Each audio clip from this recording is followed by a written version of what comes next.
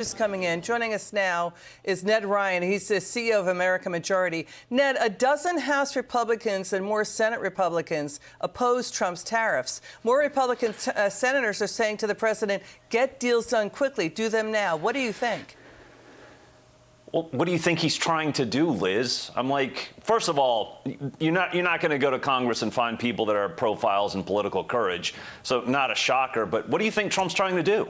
That's why he leveled these, somewhat punitive tariffs to bring people to the negotiating table as quickly as possible. And per the White House today, it looks like 70 countries have already decided in the last few days that they want to come negotiate with Trump to get to better trade deals for this country. I mean, some of them are even going, we'll go to zero. So I'm sorry that it's taking, a few days, probably going to take some weeks, maybe a few months. But that's exactly what Trump's trying to do.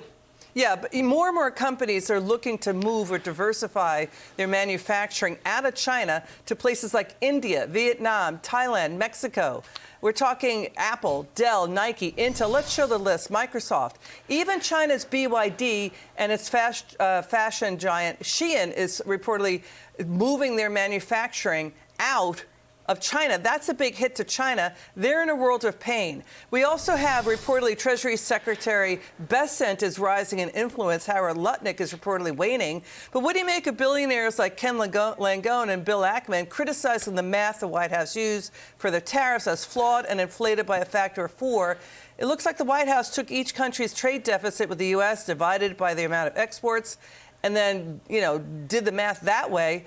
Langone and Ackman say a more sensible approach would be to levy a 10% tariff and then engage in one-on-one talks for 90 days and raise them afterwards. Should Trump take that advice?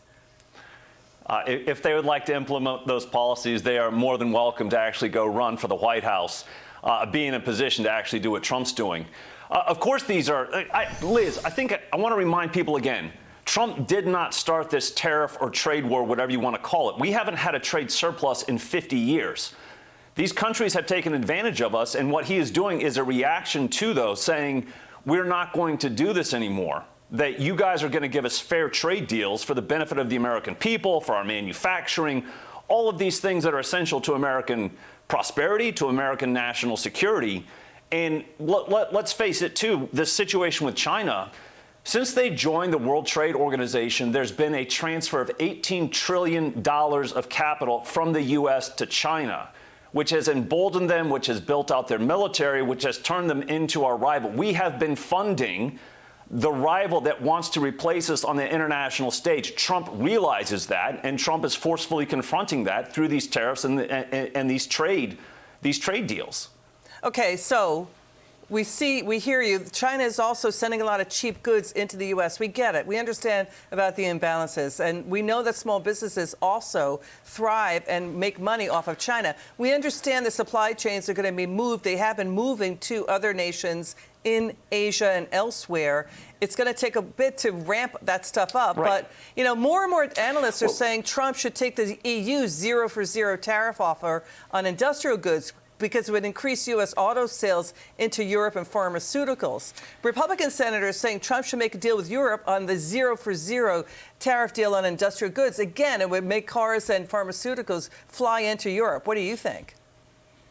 Well, I don't disagree with some of that, but what Congress could actually do is step up to the plate, make sure Trump's tax cuts go through and are actually implemented again, with Trump and Congress also cutting the regulatory state. If you cut the regulatory state and do these tax cuts, that pretty much offsets any cost that these tariffs might bring along the way. So Congress can actually step up to the plate instead of whining about some of this strategy. Trump, there's no mystery with Trump. He's been talking about doing this for decades. It is one of the greatest attempts at an economic reset for the last 75 years. They should be supporting him because of what I think it will actually entail for this country and for our people. Ned Ryun, thank you so much. Appreciate you. Now please listen to this.